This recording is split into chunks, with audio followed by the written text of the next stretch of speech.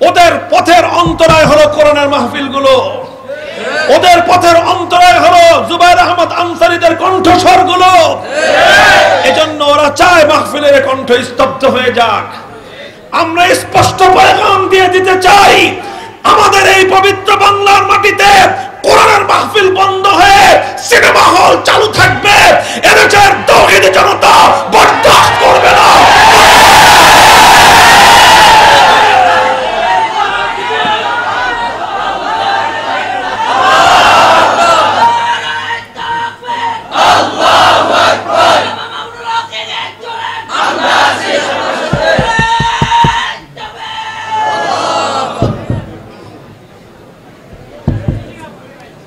السلام عليكم ورحمة الله. الحمد لله نحمده ونستعينه ونستغفره ونؤمن به ونتوكل عليه ونشهد أن لا إله إلا الله وحده لا شريك له ونشهد أن سيدنا ومولانا محمدا عبده ورسوله صلى الله تعالى عليه وعلى آله وأصحابه وبارك وسلم تسليما كثيرا. أما بعد فأعوذ بالله من الشيطان الرجيم. بسم الله الرحمن الرحيم. يا أيها الذين آمنوا كونوا أنصار الله كما قال عيسى ابن مريم للحواريين من أنصاري إلى الله قال الحواريون نحن أنصار الله. وقال رسول الله صلى الله عليه وسلم آية الإيمان حب الأنصار وآية النفاق بغض الأنصار. بارك الله لنا ولكم في القرآن العظيم ونفعنا وإياكم بالآيات والذكر الحكيم. اللهم صل على محمد وعلى آل محمد كما صليت على إبراهيم وعلى آل إبراهيم إنك حميد مجيد. محترم حضرات علماء کرام, সম্মানিত শ্রদ্ধাভাজন মুরব্বী সাহেবান, সমবেত ইসলাম প্রিয়, কোরআন প্রেমিক, নবী প্রেমিক, মুহিব্বিন উলামা, দিন দরদি মুসলমান ভাইরা আমার, বিশ্বনন্দিত মুফাসসিরে কোরআন হযরত মাওলানা জুবায়ের আহমদ আনসারী রাহিমাহুল্লাহ তাআলা রাহমাতান ওয়াসিআহ ওয়া জাআলাল জান্নাতা মাসওয়াহ ওয়া নাওয়ারাল্লাহু মারকাদাহ। তার প্রতিষ্ঠিত, তার প্রাণপ্রিয়, তার হাতে তিলে তিলে গড়ে ওঠা এই জামিয়া রহমানিয়া বেরতলা মাদ্রাসার আজিমুশান বার্ষিক মাহফিলে ইসলাহি মজলিসে আল্লাহ আমাদেরকে উপস্থিত হওয়ার তৌফিক দিয়েছেন। আনসারী রহমতুল্লাহ আলাইহের অবর্তমানে প্রথম অনুষ্ঠিত এই জলসায় আল্লাহ আমাদের যাদেরকে শামিল হওয়ার, শরীক হওয়ার তৌফিক দিয়েছেন, কিয়ামতের ময়দানে আল্লাহ পাক রব্বুল আলামিন তার পেয়ারা বান্দাদের, তার কোরআনের খাদেমদের সাথে আমাদেরকেও হাসরে একত্রিত করে দেন। দীর্ঘ কোনো আলোচনা করার অবকাশ নেই। আজকের মাহফিল মূলত সাধারণ মাহফিল আর অবশিষ্ট থাকেনি, এটি বাংলাদেশের খ্যাতিমান উলামায়ে কেরামের এক মিলন মেলায় পরিণত হয়েছে। মাহফিল এমনিই ছিল 2 দিনের। আনসারী রহমতুল্লাহ আলাইহি 2 দিনের জন্য অনেককে দাওয়াত দিয়েছিলেন। তো সেই 2 দিনের দাওয়াতের সকল আলোচক ওনারা যেভাবেই হোক আয়োজন করে একদিনে চলে এসেছেন। আর অতিরিক্ত আনসারী রহমতুল্লাহ আলাইহির মহব্বত এবং ভালোবাসায় আরও অনেক উলামায়ে কেরাম এসেছেন। এর মাধ্যমে মরহুম আনসারী রহমতুল্লাহ আলাইহির প্রতি উলামায়ে কেরামের মহব্বত, ভালোবাসা, আকীদত এবং তার মকবুলিয়তের একটি প্রমাণ আমরা পেয়েছি। আল্লাহ পাক রব্বুল আলামিন তার এই প্যারা বান্দাকে, তার কোরআনের খাদেমকে আল্লাহ কবর জগতে, আখিরাতের জগতে এভাবেই আল্লাহ তার মকবুলিয়ত নসিব করেন। মোহতারাম হাজিরিন, উলামায়ে কেরাম, উলামায়ে উম্মত, আল্লাহ পাক রব্বুল আলামিন আলেমদেরকে দুনিয়াতে বেকার বানান নাই। উলামায়ে কেরাম দুনিয়াতে বেকার না। অনেকে মনে করে যে আলেমরা, যারা আলেম, তাদের কি ভূমিকা, এগুলো নিয়ে অনেকের প্রশ্ন। যে সমাজ বিনির্মাণে আলেমদের কন্ট্রিবিউশনটা কি, এটা আবার ইংলিশে বলে। আলেমদের অংশগ্রহণটা কি। তারপরে আরো এক ধাপ আগে অনেকে বলে যে আলেম সমাজের প্রোডাক্টিভিটি কি, তাদের তো কোনো প্রোডাকশন নাই। উলামায়ে কেরামকে দেশ জাতির বোঝা হিসাবে অনেকে আখ্যায়িত করতে চায়। আমি বলতে চাই, আল্লাহর কোরআন এবং নবীর সুন্নাহ থেকে কথা প্রমাণিত হয় যে উলামায়ে কেরাম আল্লাহর জমিনে এই পৃথিবীর অস্তিত্ব টিকে থাকার জন্য এক একজন আলেম এক একটা স্তম্ভ হয়ে দাঁড়িয়ে আছে। তারা দাঁড়িয়ে থাকেন স্তম্ভ হিসেবে। আল্লাহ পাক রব্বুল আলামিন এই স্তম্ভগুলোর উপরেই এই পৃথিবীকে টিকিয়ে রেখেছেন। ইন্নাল্লাহা লা ইয়াকবিজুল ইলমা ইনতিজাআন ওয়ালাকিন ইয়াকবিজুহু বিকবজিল উলামা হাত্তা ইযা লাম ইবকি আলিমান ইত্তাখাযান নাসু রুউসান জুহালা ফাসুইলু ফাআফতাউ বিগাইরি ইলমিন ফাদাল্লু ওয়া আদাল্লু। আল্লাহর হাবিব বলেছেন, আল্লাহ পাক রব্বুল আলামিন দুনিয়া থেকে ইলম হঠাৎ করে মানুষের বুক থেকে ছিনিয়ে নিয়ে যাবেন না, বরং দুনিয়া থেকে ইলম আল্লাহ পাক তুলে নেবেন। কিভাবে? বিকবজিল উলামা, আলেমদেরকে তুলে নেবেন। এক একজন বড় বড় আলেম দুনিয়া থেকে বিদায় নেবেন, আর এক একজন আলেম দাফন হবে। সেই আলেমের সাথে ইলমের একটা বিরাট অধ্যায় দাফন হয়ে যাবে। আল্লামা আনসারী দুনিয়া থেকে চলে গেছেন, আরেকজন আনসারী তিনি রেখে যান নাই। শেখুল ইসলাম আল্লামা আহমদ শফি চলে গেছেন, আরেকজন আল্লামা আহমদ শফি খুঁজে পাওয়া এই জাতির জন্য বড় কঠিন ব্যাপার।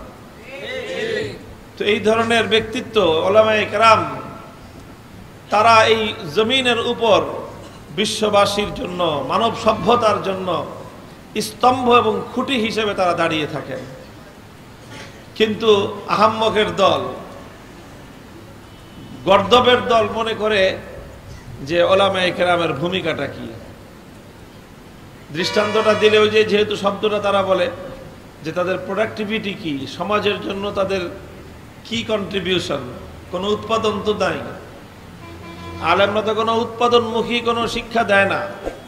এই সকল ইশকাল আর এই সকল অভিযোগ করা হয়।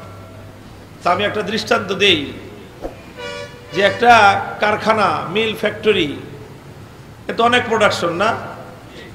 মিল ফ্যাক্টরি থেকে তো অনেক উৎপাদন হয়, যেটা যেই প্রতিষ্ঠান, সেই প্রতিষ্ঠান থেকে সেই জাতীয় পণ্য অনেক উৎপাদন হয়। এখন উৎপাদনের কাজ তো করে শ্রমিকরা, লেবাররা, ওয়ার্কার। যারা শ্রমিক, যারা এইভাবে ওয়ার্কার, তারা সব কাজ করে। মেশিন তারা চালায়, মেশিনের মধ্যে কাঁচামাল তারা ঢালে, তারপরে মেশিনে সব ঠিকঠাক মতো চলতেছে কিনা তদারকি তারা করে। আবার যখন মেশিন থেকে মালটা বের হয় তখন তারা সেটা নেয়, আবার ওটাকে নিয়ে ফিনিশিং করে, ওয়ার্কাররাই করে। ওটাকে নিয়ে প্যাকেটকরণ, বাজারজাত করার জন্য সেটাও ওয়ার্কাররাই করে। তারপরে সেটা নিয়ে আবার মার্কেটে যাওয়া, সেটাও ওয়ার্কাররাই করে। সব কিছু তো শ্রমিক আর লেবাররাই করে। এখন লেবাররা যদি চিন্তা করে সব কাজ তো আমরাই করলাম, তাহলে আর ম্যানেজমেন্টের কি দরকার, ম্যানেজিং ডিরেক্টরের কি দরকার, বড় বড় অফিসারদের কি দরকার? এরা সব খামাখা, কোনো কাম নাই, কাজ নাই, কোনো প্রোডাকশন নাই। এরা এসি রুমে থাকে আর 1.5 লাখ 2 লাখ টাকা করে বেতন নেয়, আর সব প্রোডাকশন আমরা শ্রমিকরা করি, অথচ আমাদের বেতন দেয় 10,000 5,000 করে। এই কথা চিন্তা করে কোনো কারখানার, কোনো মিল ফ্যাক্টরির সমস্ত ওয়ার্কাররা যদি বলে যে অফিসাররা সব বেকার, সব কাজ আমরা করি, ম্যানেজমেন্ট সব বেকার, সব কাজ আমরা করি, কোনো ম্যানেজারের দরকার নাই, ম্যানেজিং ডিরেক্টরের দরকার নাই, এমডির দরকার নাই, কারখানা তো আমরাই চালাই, আপনাদের কি ধারণা কোনো ম্যানেজমেন্ট ছাড়া, ম্যানেজিং ডিরেক্টর ছাড়া, এমডি ছাড়া, অফিসাররা ছাড়া এই কোটি কোটি টাকার বিশাল এই মিল আর ফ্যাক্টরি কয়েকটা ওয়ার্কার মিলে চালায় ফেলবে? সম্ভব? তো এই ওয়ার্কাররা যেরকম মনে করে যে বড় বড় দায়িত্বশীলরা কোনো কাজ করে না, এরা খালি এসির বাতাস খায়, এরা জানে না যে তোমরা হাজার হাজার ওয়ার্কার মিলে মাথার ঘাম পায়ে ফেলে পরিশ্রম করে যেই কাজ করো, একজন উচ্চ শিক্ষিত, একজন ইঞ্জিনিয়ার, একজন এমডি, একজন ম্যানেজিং ডিরেক্টর, একজন দায়িত্বশীল এসির রুমে বসে মাথা খাটায় তার চেয়ে বেশি কাজ করে। তারা কাজ করে বলে একটা ম্যানেজমেন্ট আছে, কর্তৃপক্ষ আছে বলে মাস শেষে তোমাদের হাতে বেতন ওঠে। তারা ঠিক মতো দায়িত্ব পালন করছে বলে তোমার মেশিন চলতেছে, তারা ঠিক মতো কাজ করতেছে বলেই এই মিল ফ্যাক্টরিটা চলতেছে আর তোমাদের রুটি রুজির ব্যবস্থা হইতেছে। আল্লাহর কসম খেয়ে বলি, উলামায়ে কেরাম সমাজে দায়িত্ব পালন করছেন বলে আজও পর্যন্ত নাস্তিক এবং মুরতাদরা সমাজের মধ্যে তারা খেয়ে পড়ে বেঁচে আছে। ওরা করছেন বলে সমাজটার মধ্যে এখনো পর্যন্ত মানুষ বেঁচে থাকবার মতো, মানুষ বসবাস করবার মতো অনুকূল পরিবেশ কায়েম রয়েছে।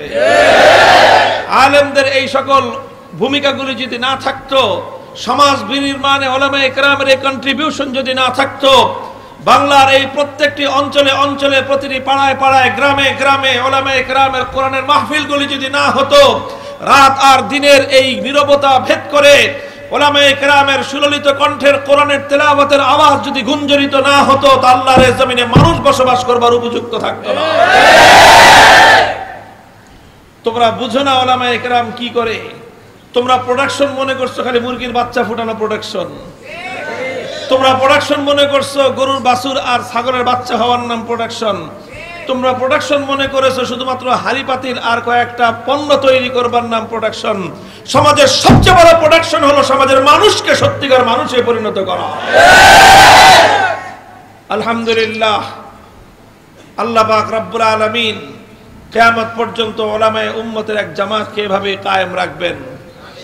এরপরে যখন আল্লাহর সিদ্ধান্ত হবে যে আর এই জমিনটাকে আমি টিকিয়ে রাখবো না, তখন আল্লাহ পাক রব্বুল আলামিন সমস্ত উলামাদেরকে তুলে নেবেন। হাত্তা ইযা লাম ইউবকি আলিমান, একজন আলেমও আসমানের নিচে থাকবে না।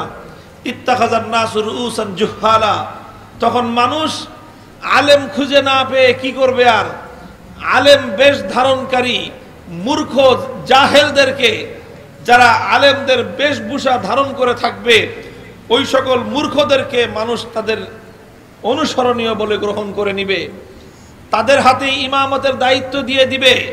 কারণ আলেম তো নাই, আলেমের অভাবে তখন মানুষ এই মূর্খদেরকেই তাদের দায়িত্বশীল হিসেবে মেনে নিবে। ফাসুইলু, তারপরে মানুষ সেই সমস্ত মূর্খদের কাছে বিভিন্ন বিষয়ে জিজ্ঞাসা করবে, প্রশ্ন করবে, মাসআলা জানতে চাইবে। কিন্তু তারা বড় বড় জুব্বা গায়ে দিলে কি হবে, বড় বড় পাগড়ি মাথায় দিলে কি হবে, ভিতরে তো এলেম কালাম কিছুই নাই। পাগড়ি তো আহমদ শফি সাহেবের চেয়ে বড়, জুব্বা আনসারী সাহেবের চেয়ে বড়, কিন্তু পেটের মধ্যে বোম মারলেও একটা সূরা সহিহ শুদ্ধ তেলাওয়াত বের হবে না। এরকম অবস্থা যখন হবে, তো মানুষ এসে প্রশ্ন করবে যে এটা কি, ওইটা কি, এটা কেন হলো, ওটা কেমনে হবে, ওইটার সহি না ভুল। কিন্তু জাহেল তো মূর্খ, জানে না কিছু, তার কোনো এলেম নাই, জ্ঞান নেই। চিন্তা করবে যদি মানুষকে প্রশ্নের উত্তর না দেই তো ধরা পড়ে যাব, তা আমি ভুয়া। তো যা মনে আসবে তাই বলতে থাকবে, যা মনে আসবে তাই বলতে থাকবে। এভাবে ভুলভাল মানুষকে ফতোয়া দিবে, ভুলভাল মানুষকে মাসলা বলে দিবে। ফদল্লু আদাল্লু, নিজেও পথভ্রষ্ট হবে, দুনিয়াবাসীকেও পথভ্রষ্ট করে ছাড়বে। এই দৃশ্য কখন বাস্তবায়িত হবে, এই পরিস্থিতি কখন তৈরি হবে?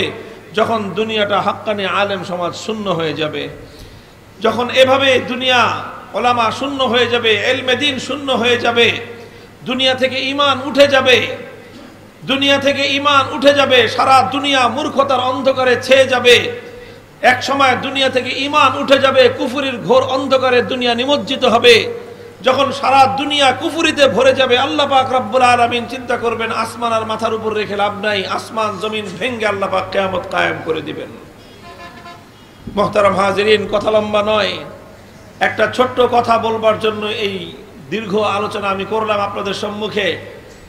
আলহামদুলিল্লাহ, ওলামায়ে কেরাম তারা এই জমিনের মধ্যে আল্লাহর দ্বীন শুধু নয় বরং দুনিয়ার জগৎবাসীর জন্য আল্লাহর পক্ষ থেকে বিচার রহমত হিসেবে তারা কায়েম হয়ে আছেন। আর এজন্যই তারা মানুষের কাছে এতটা মহব্বতের পাত্র। আল্লাহ পাক রব্বুল আলামিনের উসুল, আল্লাহর নিজাম, আল্লাহর নিয়ম হলো এই যে আল্লাহ পাক রব্বুল আলামিন যাকে আল্লাহর দ্বীনের জন্য যে খিদমত করে, আল্লাহর দ্বীনের জন্য যে নিজেকে পেশ করে, আল্লাহ পাক রব্বুল আলামিন তাকে মহব্বত করেন। হাদিসের মধ্যে আসছে আল্লাহ পাক রব্বুল আলামিন তার কোনো বান্দাকে যখন মহব্বত করেন, জিবরিল আমিনকে আল্লাহ ডেকে বলেন, জিবরিল আমি আমার অমুক বান্দাকে মহব্বত করি, সুতরাং তুমিও মহব্বত করতে শুরু করে দাও। আল্লাহর কথা শুনে জিবরিল আমিন মহব্বত করতে শুরু করেন। জিবরিল আমিন ফেরেশতাদেরকে ডেকে বলেন, অমুক বান্দাকে আল্লাহ মহব্বত করে, আমিও মহব্বত করি, সুতরাং হে আসমানের ফেরেশতারা তোমরাও এই লোকটাকে মহব্বত করতে শুরু করে দাও। আসমানের সমস্ত ফেরেশতারা আল্লাহর প্রিয় পাত্রকে মহব্বত করা শুরু করে। ফায়ুজালাহুল কবুল ফিদ দুনিয়া, অতঃপর আসমানের ফেরেশতাদের সেই ভালোবাসার প্রতিচ্ছবি, তার প্রতিবিম্ব পড়ে এই জমিনের মধ্যে। তখন জমিনওয়ালারা, দুনিয়াবাসীরাও আল্লাহর সেই প্রিয় ব্যক্তিকে মহব্বত করতে আরম্ভ করে। একজন মানুষ যখন আল্লাহর এরকম মাহবুব হয়ে যায়, আর আল্লাহর প্রিয় পাত্র হওয়ার জন্য সবচেয়ে মোক্ষম এবং সবচেয়ে উত্তম উপায় হলো ওই জিনিসের মাধ্যমে আল্লাহর প্রিয় পাত্র হওয়া যায় যেই জিনিস আল্লাহর কাছ থেকে এসেছে, অর্থাৎ আল্লাহর কালাম এবং আল্লাহর কোরআন। আল্লাহর কোরআনের মাধ্যমে বান্দার আল্লাহর কাছে সবচেয়ে বেশি মাহবুব হয়ে যায়, সবচেয়ে বেশি প্রিয় হয়ে যায়। এই সবগুলো বিষয় আল্লামা জুবায়ের আহমদ আনসারীর মাধ্যমে আমরা জীবন্ত নমুনা দেখেছি, তার বাস্তবায়ন দেখেছি। একবিংশ শতাব্দীতে এই আখেরি জামানায় তার এক জ্বলন্ত দৃষ্টান্ত আমরা লক্ষ্য করেছি যে আল্লাহর কোরআনের এই খাদেম, কোরআনের খিদমত করার জন্য বাংলাদেশের মনে হয় এমন কোনো অঞ্চল নেই, এমন কোনো জনপদ নেই যেই জনপদে আল্লামা আনসারীর পদচারণা না হয়েছে। প্রতিটি জনপদে তিনি কোরআনের খিদমতের জন্য গিয়েছেন। মুহতারাম হাজিরিন, আল্লামা আনসারী রহমতুল্লাহি আলাইহি কোরআনের খিদমত করেছেন। আমি সাক্ষ্য দেই, ওলামায়ে কেরাম হাজারো সাক্ষ্য দিবেন, তার এই খিদমত ছিল নিঃস্বার্থ খিদমত। তার এই খিদমত ছিল শুধুমাত্র আল্লাহর কোরআনের মহব্বতে খিদমত। তার এই খিদমত, তার এই মেহনত, তার এই নির্ঘুম রাত্রি যাপন, তার হাজার মাইল পথ চলাটা, এটা ছিল আল্লাহ পাক রব্বুল আলামিনের দ্বীনের প্রতি মহব্বতের কারণেই ছিল। তিনি আনসারী সাহেব মাহফিল করতেন। যারা আনসারী সাহেব হুজুরকে দিয়ে মাহফিল করিয়েছেন, তারা আনসারী সাহেবের মতো বিশ্ব বরেণ্য নন্দিত মুফাসসিরে কোরআনকে কত টাকা হাদিয়া দিতেন নিজেরাই ভালো জানেন। আমাদের একজন বন্ধু ছিলেন, একজন ভালো আলেম, বাংলাদেশের একজন নামকরা জাদ্রেল একজন আলোচক। আনসারী সাহেবেরও খুব মুহাব্বতের মানুষ ছিলেন, খুব কাছের মানুষ ছিলেন। তিনি একদিন হাসতে হাসতে হাসতে হাসতে একটু মজাক করতে করতে তিনি বলছেন, আল্লাহ দোয়া করি আনসারী সাহেবরা যেন ডেলি 10টা করে মাহফিল দেয়, আর প্রত্যেকটা মাহফিল থেকে যেন 1000 টাকার বেশি হাদিয়া না পায়। আমরা হাসে দিলাম। আনসারী সাহেব আসলাম, ভাই কি কারণ কি? কয়, মিয়া আপনি যেইভাবে মাহফিল করেন অন্য কোন বক্তারা তো হাদিয়া বেশি পাবে কেমনে? আপনার মতো মাহফিল আনসারীকে যদি ওলা মানুষ বক্তব্য দাওয়াত দিয়ে 2000, 4000, 5000 টাকা ধরায় দেয়, আপনি তো কোনোদিন মুখটা মলিন করে তাকানো না, কয় টাকা দিল খবরও নেন না। তো আপনার কারণে অন্য সব বক্তারা তারা হাদিয়া কম পায়। এই জন্য আপনার এই দোয়া দিলাম যে আল্লাহ আরো মাহফিল দিক আপনারে, আর হাদিয়া যেন আপনারটা আরো কমে যায়। আল্লাহু আকবার। বাস্তবেই এরকম ছিলেন, বাস্তবিক পক্ষে আনসারী সাহেব এরকম ছিলেন। উনি যখন অসুস্থ হয়ে পড়লেন, মেজর অপারেশন হলো, বড় ধরনের অপারেশন, যেই অপারেশনের পর ওনার উঠে সোজা হয়ে দাঁড়াবার কথা নয়, যেই অপারেশনের পর ওনার সম্পূর্ণ বেড রেস্টে থাকবার কথা, ওনার আত্মীয় স্বজন, আপনজন, বন্ধু বান্ধব, দূরের কাছের সমস্ত ওনার যারা ভক্তবৃন্দ, মহাব্বতের মানুষ, তাদের সকলে বাধা দেওয়ার পরেও আনসারী সাহেবকে কোরআনের মাহফিল থেকে কেউ দূরে সরে রাখতে পারে নাই। কোরআনের মাহফিল করা ছিল ওনার প্রাণের স্পন্দন। উনি সুদূর আমেরিকায় দ্বিতীয়বার যখন নাকি ওনার জটিল অপারেশন হলো, আমেরিকায় তিনি তখন হাসপাতালের পোস্ট অপারেটিভ যেই অপারেশনের পরবর্তী যেই রুমে, পোস্ট অপারেটিভ রুমে যখন তিনি আমি নরসিংদী এসেছিলাম এক মাহফিলে, ওনার আনসার হিসেবে দাওয়াত ছিল, অথচ তিনি তখন আমেরিকায় পোস্ট অপারেটিভ রুমে। মাহফিল থেকে ফোন করা হলো হুজুরের সাথে একটু কথা বলার জন্য। ফোনে এখান থেকে বললেন মৌলানা মুখতার হোসেন রায়পুরি যে হুজুর মানুষ সব একটু আপনার কথা শুনতে চায়। হুজুর ওখান থেকে আনসারী সাহেব হুজুর রহমতুল্লাহ আলাইহি অপারেশন পরবর্তী পোস্ট অপারেটিভ রুম থেকে জটিল অবস্থায় সেখান থেকে তিনি মোবাইলে কোরআনের যেই সুললিত ওনার তেলাওয়াত ছিল, যেই তেলাওয়াতে সারা বাংলাদেশের মানুষকে তিনি মাতোয়ারা করেছেন, সারা পৃথিবীর মানুষকে কোরআন পাগল প্রেমিকদেরকে তিনি মাতোয়ারা করেছেন, সেই সুললিত কণ্ঠের তেলাওয়াতের মাধ্যমে সুদূর আমেরিকার হাসপাতালের পোস্ট অপারেটিভ রুম থেকে বাংলার এক জনপদের ওলা মানুষদেরকে তিনি কোরআনের তেলাওয়াত শুনিয়ে মুগ্ধ করেছেন, লম্বা কথা বলেছেন এবং হাস্যরস করেছেন। মানুষটাকে মনে হয়েছে আমার কাছে যে বাংলায় ভাষায় একটা শব্দ আছে মৃত্যুঞ্জয়ী। মৃত্যুঞ্জয়ী, মৃত্যুকে যে জয় করে। আসলে মৃত্যুকে জয় করার অর্থ এটা নয় যে একজন মানুষ লম্বা হায়াত পেল, এটার নাম মৃত্যুকে জয় নয়।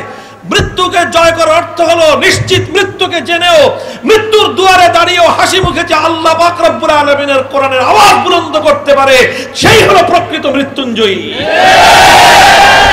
আল্লামা আনসারী রহমতুল্লাহ আলাইহি এই অর্থে প্রকৃত অর্থে মৃত্যুঞ্জয়ী ছিলেন এবং তিনি অমর, কিয়ামত পর্যন্ত তার তেলাওয়াতে কোরআনের মাধ্যমে তিনি জিন্দা থাকবেন।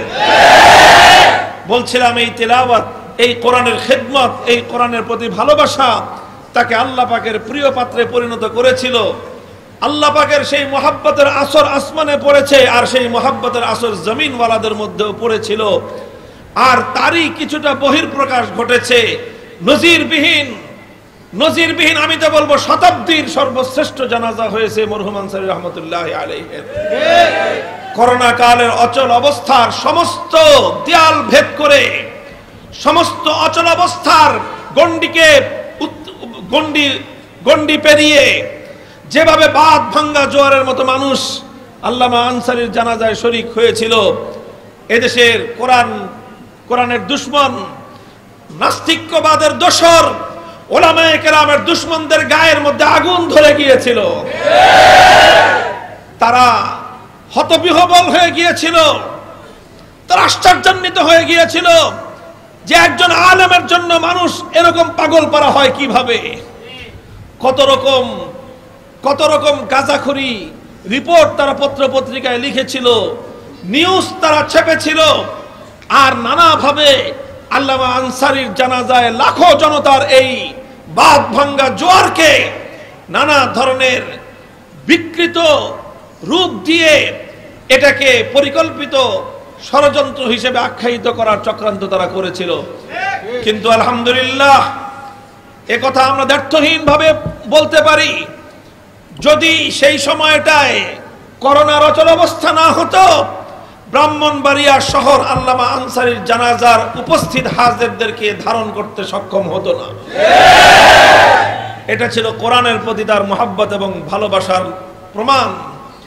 আজও বলতে চাই, আমি বিশেষ করে ওলামায়ে কেরাম এবং আগামী প্রজন্মের তালেবে ইলমদেরকে বলবো, অনেকেই আজকাল ওয়াইজ হওয়ার, মুফাসসিরে কোরআন হওয়ার, আলোচক হওয়ার স্বপ্ন দেখো। আমি তো এটাকে উৎসাহিত করতাম। আনসারী রহমতুল্লাহ আলাইহির মাদ্রাসায় বসে, তার কবরের পাশে বসে তোমাদেরকে কথা বলবো, যদি আলোচক হওয়ার ইচ্ছা থাকে, খতিব হওয়ার ইচ্ছা থাকে, বয়ান এবং ওয়াজ নসিহতের ময়দানে খেদমত করার ইচ্ছা থাকে, তাহলে আনসারী সাহেবের মতো হওয়ার শপথ করো। দুনিয়ার কোনো স্বার্থের জন্য নয়, দুনিয়ার কোনো প্রাপ্তির জন্য নয়। তিনি গাড়ি দিয়ে মাহফিলগুলোতে যেতেন ঠিক, কিন্তু আমি নিজে বহুবার ওনার কাছ থেকে শুনেছি তিনি অস্থিরতা প্রকাশ করতেন যে না পেরে তো গাড়ি দিয়ে যাচ্ছি, কিন্তু এই গাড়ি দিয়ে যে মাহফিলে যাই আমি, এটার কারণে মাহফিলের আয়োজক, মাদ্রাসার কর্তৃপক্ষ তাদের উপর বোঝা হয়ে যায়, যে তারা মনে করে যে হুজুর গাড়ি নিয়ে আসছে, বেশি ভাড়া দেওয়া দরকার। তো গাড়ি ছাড়া যদি মাহফিল করা সম্ভব হতো, তাহলে আমি গাড়ি ছাড়াই মাহফিল করতাম। কতটুকু ইখলাস, কতটুকু দ্বীনের দরদ, ওলামায়ে কেরামের প্রতি কতটুকু মুহাব্বত, দ্বীনি মাদারেসগুলোর প্রতি, দ্বীনি মাদ্রাসাগুলোর প্রতি কি পরিমাণ আবেগ থাকলে একজন মানুষ এভাবে বলতে পারতেন। কাজে আগামী প্রজন্মের জন্য আদর্শ এবং উত্তম নমুনা আল্লামা আনসারী রহমতুল্লাহি আলাইহি। আর এক সর্বশেষ আখেরি পয়গাম বলে দিয়ে যাই, আনসারী রহমতুল্লাহি আলাইহির জানাজা প্রমাণ করে দিয়েছে উলামায়ে কেরাম থেকে জাতিকে বিচ্ছিন্ন করবার যত ষড়যন্ত্র তোমরা করবা, এই জাতি আলেম সমাজকে তার চেয়ে আরো বেশি ভালোবাসতে আরম্ভ করবে। আজকের এই মাহফিল তার অন্যতম প্রমাণ।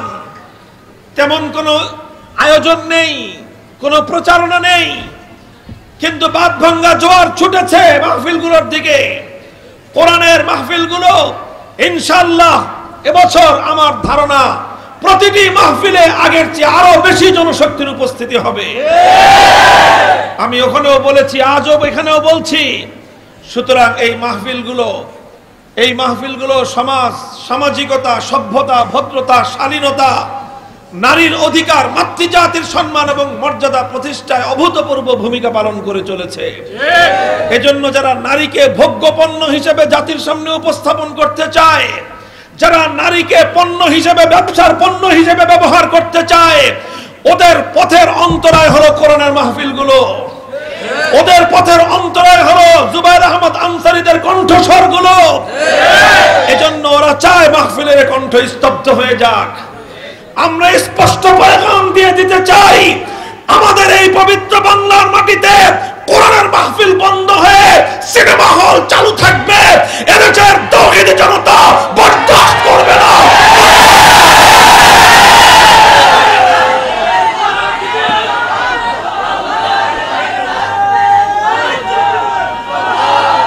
ইনশাআল্লাহ আল্লামা আনসারী রহমতুল্লাহি আলাইহি যতদিন ছিলেন,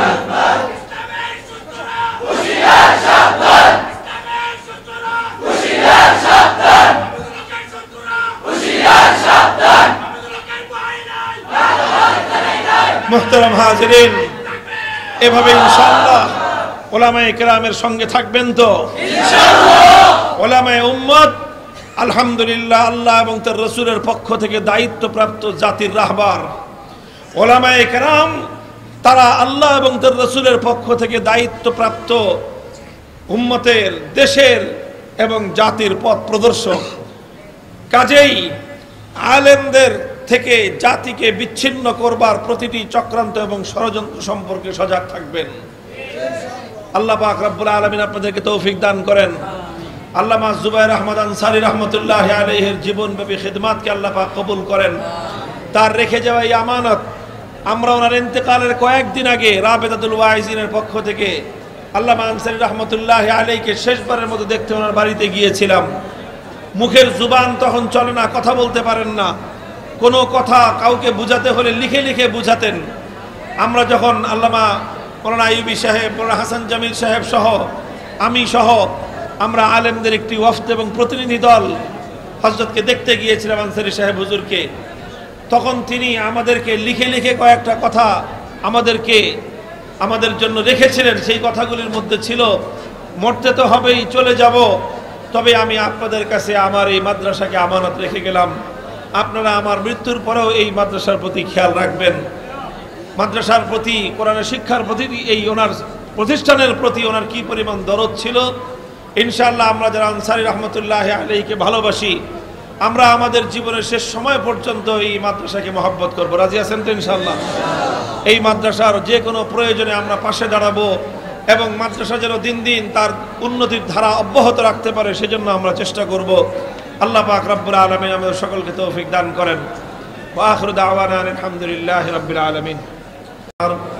ইয়া আল্লাহ মাহবুব রব্বুল আলামিন, আজকের মাহফিলকে আপনি কবুল এবং মঞ্জুর করে নিন। আল্লাহ আমাদের সকলের প্রিয় ব্যক্তিত্ব, আল্লাহ আপনার কোরআনের খাদেম, ইয়া আল্লাহ আপনার কোরআনের তিলাওয়াতকারী, ইয়া আল্লাহ আপনার কোরআনের বাণী প্রচারকারী, ইয়া আল্লাহ আমাদের প্রিয় আল্লামা জুবায়ের আহমদ আনসারী রহমতুল্লাহি আলাইহির স্মৃতিধন্য এই ইদারাকে আপনি কবুল ফরমান। ইয়া আল্লাহ মাহবুব রব্বুল আলামিন, মরহুম আনসারী সাহেবের কবরকে জান্নাতের বাগানে পরিণত করে দিন। ইয়া আল্লাহ মাহবুব রব্বুল আলামিন, তার জিন্দেগীর সমস্ত গুনাহ খাতা মাফ করে দিন, জান্নাতুল ফেরদাউসের আলা মাকাম তাকে নসিব করে দিন। আল্লাহ তার রেখে যাওয়া এই ইলমি এবং আমলি আমানতকে আল্লাহ রক্ষা করার তৌফিক দান করেন। আল্লাহ এই মাদ্রাসাকে কবুল করবেন, তালিম তারবিয়াত তামির মালিয়াত সব দিক থেকে তারাক্কি এবং উন্নতি দান করুন। সমস্ত হাজাতগুলোকে আল্লাহ আপনি গায়বের খাজানা থেকে পুরা করে দিন। হে আল্লাহ মাহবুদ রব্বুল আলামিন, যারা আনসারী রহমতুল্লাহ আলাইহির হায়াতে মাদ্রাসায় খিদমত করেছেন, হে আল্লাহ মাদ্রাসার বিভিন্ন প্রয়োজনের জন্য সহযোগিতা করেছেন, তার ইন্তেকাল পরবর্তী যারা আল্লাহ তার এই রেখে যাওয়া